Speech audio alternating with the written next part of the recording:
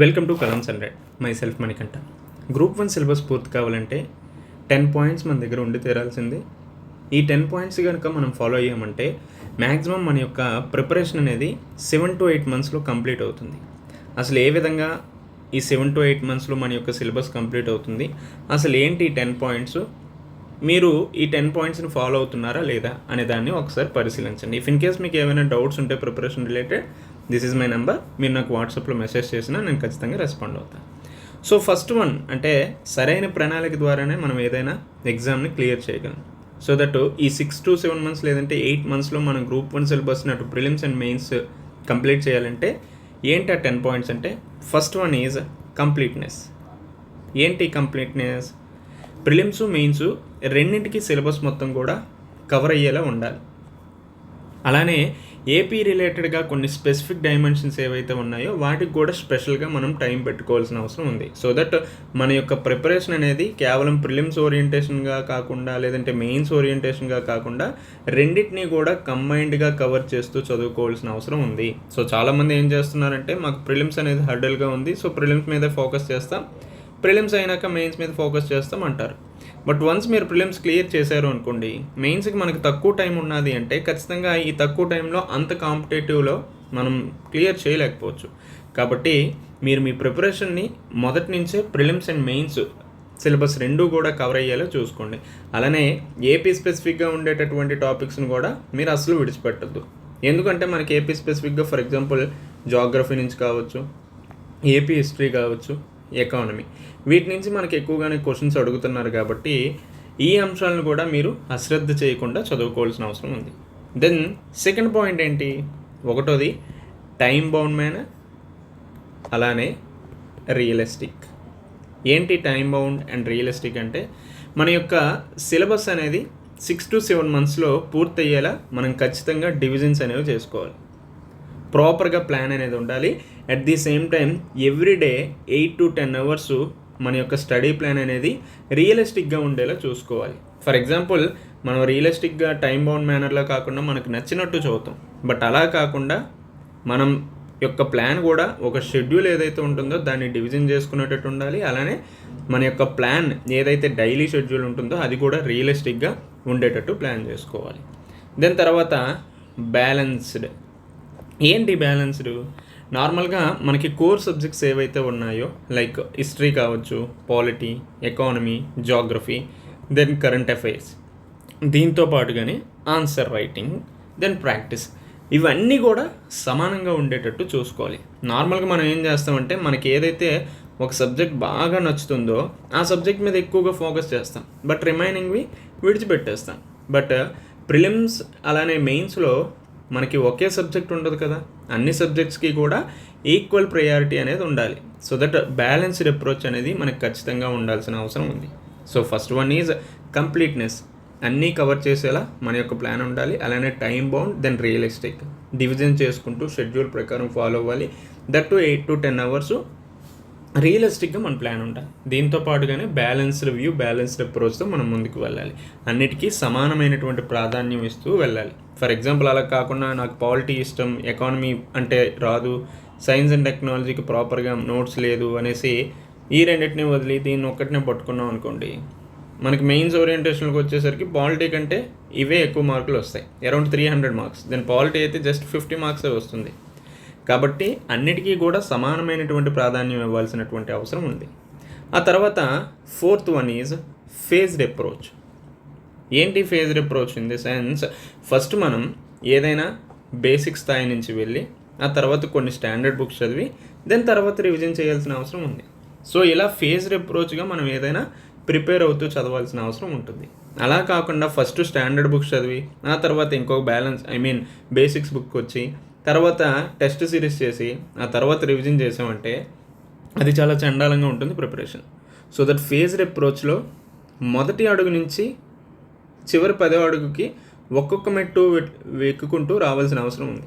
అలా కాకుండా మొదటి 2 మెట్లు ఎక్కి తర్వాత మళ్ళీ వెనక్కి వచ్చి ఇలా చేయడం వల్ల ఎటువంటి యూజ్ కూడా ఉండదు. So that phased approach, first basics, then standard books, ఆ తర్వాత ఏపీ స్పెసిఫిక్, ఆ తర్వాత revision, then test series.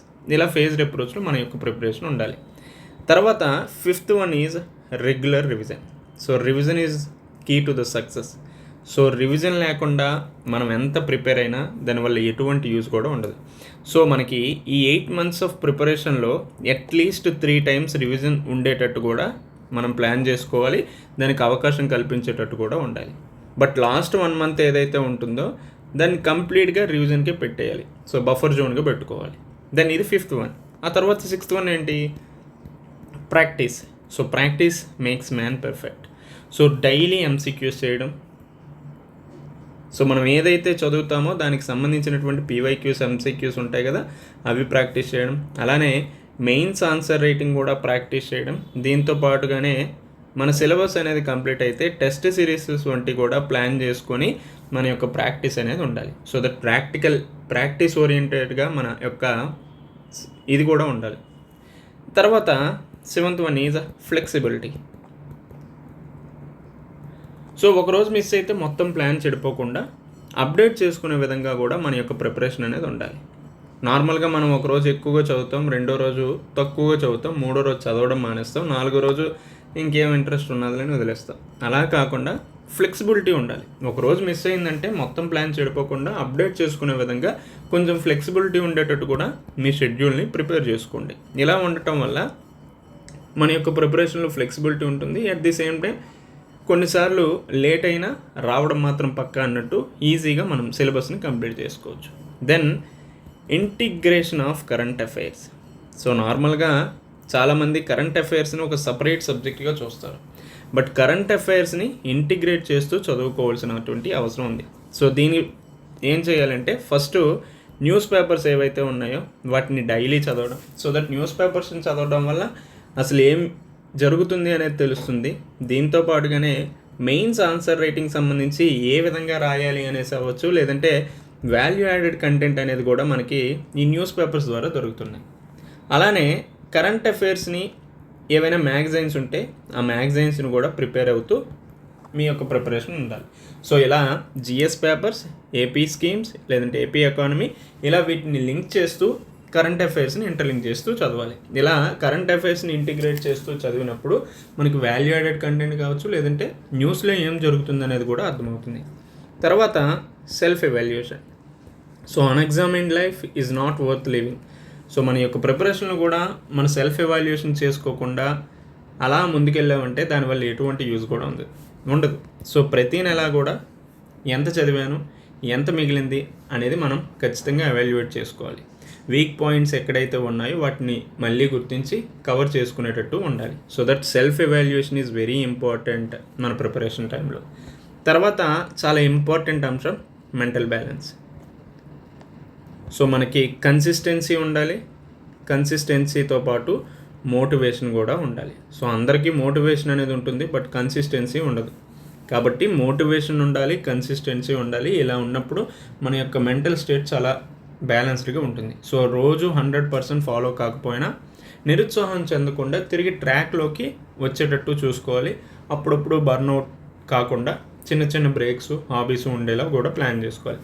So మొత్తం మీద completeness, balanced approach, revision, practice, current affairs ఇవన్నీ ఉంటే మనం ఈజీగా 6 to 7 monthsలో Group 1 సిలబస్ని పూర్తి చేసుకోవచ్చు. సో మళ్ళీ ఈ 10 points ఏంటనేది జస్ట్ రివిజన్ చేద్దాం. First one is completeness,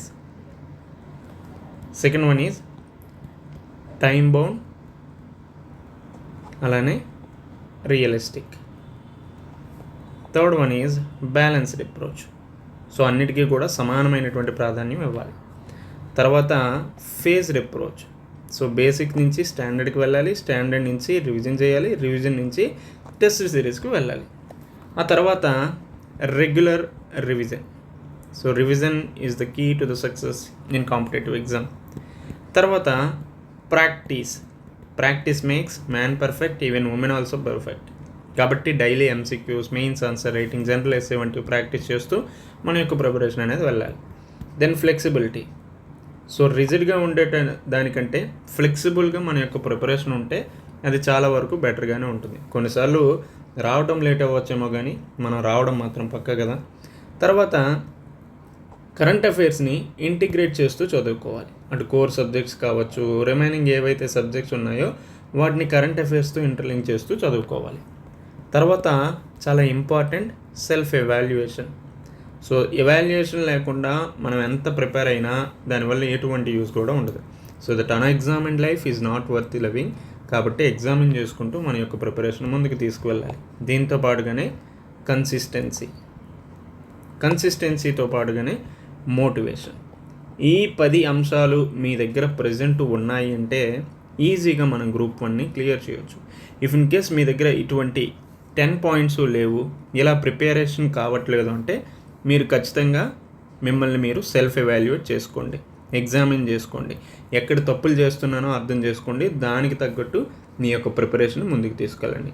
if in case మీకు ఏమైనా ప్రిపరేషన్ రిలేటెడ్ డౌట్స్ ఉంటే this is my WhatsApp number, మీరు నాకు వాట్సాప్లో అయినా మెసేజ్ చేయండి. అండ్ ఆల్సో మనం 45 డేస్కి సంబంధించి మెంటర్షిప్ ప్రోగ్రామ్ కూడా స్టార్ట్ చేసాం. ఇఫ్ ఇన్ కేస్ అందులో జాయిన్ అవ్వాలనుకుంటే జాయిన్ అవ్వండి.